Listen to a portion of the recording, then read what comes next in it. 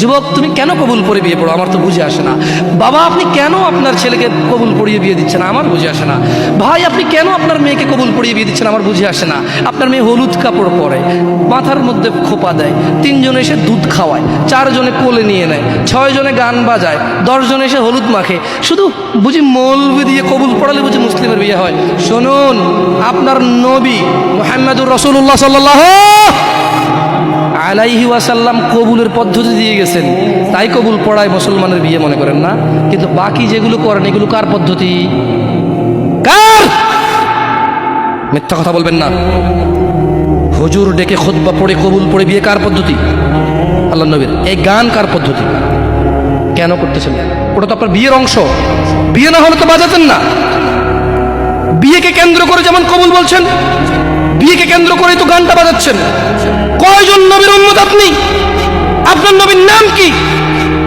I am asking you, আপনার নবীর নাম কি? আমার নবীর নাম মুহাম্মদ রাসূলুল্লাহ সাল্লাল্লাহু আলাইহি ওয়াসাল্লাম। Who is the messenger of Allah for you? আপনার জন্য আল্লাহর নবী কে? কোন নবীর সুন্নত পালন করলেন গান বাজিয়ে? আপনার জন্য আমার বিল্ডিংটা ভেঙে পড়বে, বলে রাখি ছাড়বো না। আল্লাহ তুমি আমার ভাইদেরকে হিদায়াত দাও, ইয়া আল্লাহ, ছাড়বো না। এই যে ভূমিকম্প হলো আপনার গান বাজনা বাজানোর কারণে।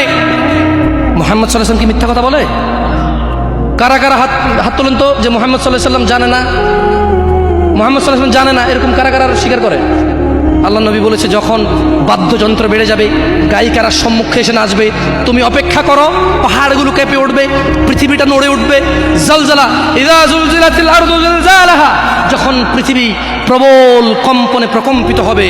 ওয়া খরাজাতিল আরদু আসকালাহা, যখন এই মাটি তার ভিতরে যা আছে একদম লাথি মেরে বের করে দেবে, লাশ হোক আর যাই হোক, মাটি বলবে যে বের হও, বের হও আমার থেকে, বের হও, আমি তোর আর কাউকে রাখবো না।